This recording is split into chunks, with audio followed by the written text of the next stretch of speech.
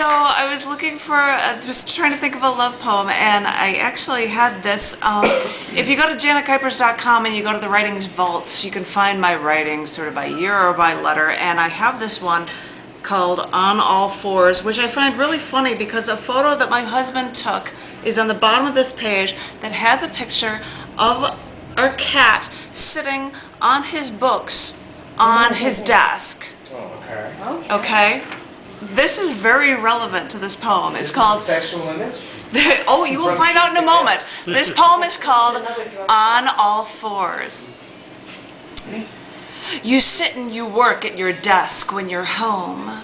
It's like you're not here when you're lost in your work. But I've noticed one thing.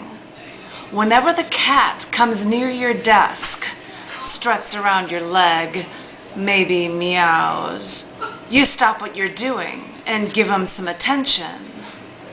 Sometimes the cat will even jump up on your desk, put his paw on the book you're reading to see if you'll scratch him behind his ears. So I wonder if this is what I have to do. I'll crawl over to your desk on all fours, rub my head against your leg to see if you'll stop your work and notice me. Okay. Thank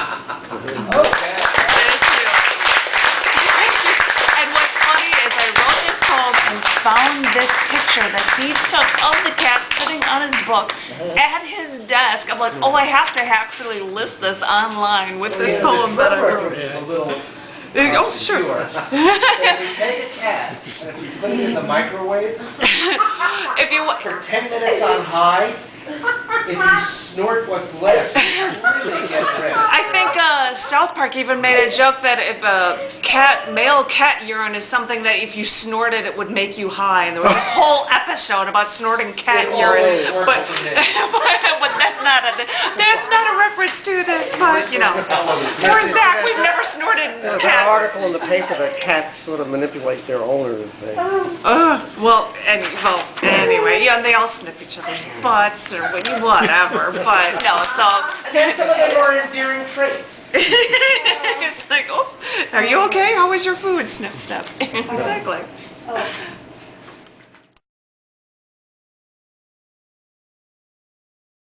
I can do announcements about book stuff because it mentions Bob. I might as well start with that one. Bob had a piece of prose published in CC&D magazine in the August issue, and this book that I'm holding right here, Laying the Groundwork, is a collection of August through mid-August issues, or April through mid-August issues, and it has a bunch of stuff in it, including supplement issues like, because this is legal, I've got NASA Hubble telescope images, the coolest effing thing, because you can get this in color or in black and white, ordering them online. So you can always come to scars.tv to find out any more information, especially with book publications for his. I've got lots of books of my own. I was talking about the accident. I just released a book of poems right after the accident called Recovery. That cover even has a picture of me right after the accident and then immediately after the accident in a hospital bed. That's lovely. Two other collection books of my own, and if anybody knows the poet C. Ra McGort, based in Nashville area, he had a ton of stuff published in Scars Publications and CC&D, and is working on a book called No Poem, because he did a series for four poems called No Poem, and they're a bunch of poems that are previously printed in CC&D magazine. We actually have, this is before a final printing because it hasn't even gone to press yet, color versions. The poems aren't in color, but there are covers of the issues that he was printed in, and they actually, you can't tell in the black light, but they actually have color images of the colors in it. And because I've got a few copies of those, if anybody wanted a color copy, you can get it for the black and white price, which is something like $15 or something. You can always bug me about that as well. I can't think of much else. How much is Laying the Groundwork? How much is that? Laying the Groundwork is available in many different formats. This is a digest size, 5.5 by 8.5 format. It comes in the size that has all of the supplement issues the things like the NASA things and the chapbooks like the chapbooks that I've got, or you can get a version that has just the images, just the issues, and not those supplement ones. The one that's smaller that doesn't have the supplements is $15.95. This one's like $17.95. You can also get it in a 6x9 format if you want it just to be a little bigger. And the 6x9 format also comes in a color version, but it's really expensive. But it's there, over $100. 500 pages, all color pages. It becomes very expensive. Oh, yeah. I mean, we're talking about... It's an expensive guy. We're talking about national secrets. And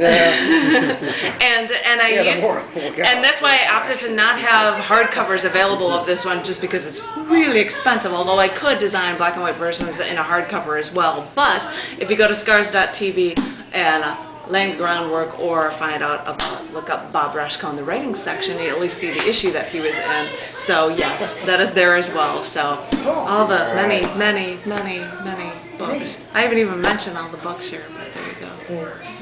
Oh, I only talked about half of the books that I happen to bring with me. I just think this is so cool that I'll release books that are my work that have appeared in issues. Dark Matter, The Mind of Janet Kuypers. I went out for like a year photographing rocks and things so I can get the right texture to be able to come up with these things. Another one, the title was John's husband's suggestion, Evolution.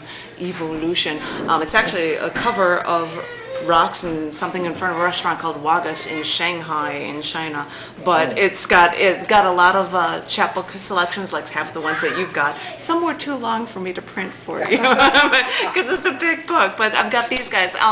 The big thing that I wanted to mention before reading a poem is when I did the book of poems for C. Ra McWhort with all of these covers of CC&D in it, I was like, what the hell? I should be doing something like that of my own stuff, because at the beginning of CC&D, nobody knew of me. So I had a lot of my stuff in there. I'm like, I should do something like that. Well, I came to volume, I think, 57 or 59, and it had all clip art cover. It said, Janet, did you hear? John, you don't mean... Finally, literature for the snotty and elite. And I thought that was the funniest thing. And I'm like, you know, I'm going to have to do a collection book like this and have covers appearing throughout like I did with Sierra. But then I said, wait, I've got too much stuff. So I worked on a second volume, picking another cover, A Wake-Up Call from Tradition. So I've got these books out. And I have to mention these because in the January issue, January 2010 of CC&D, where it's actually going to be printed perfect bound as 84-page books, perfect bound books instead of style stitch magazines.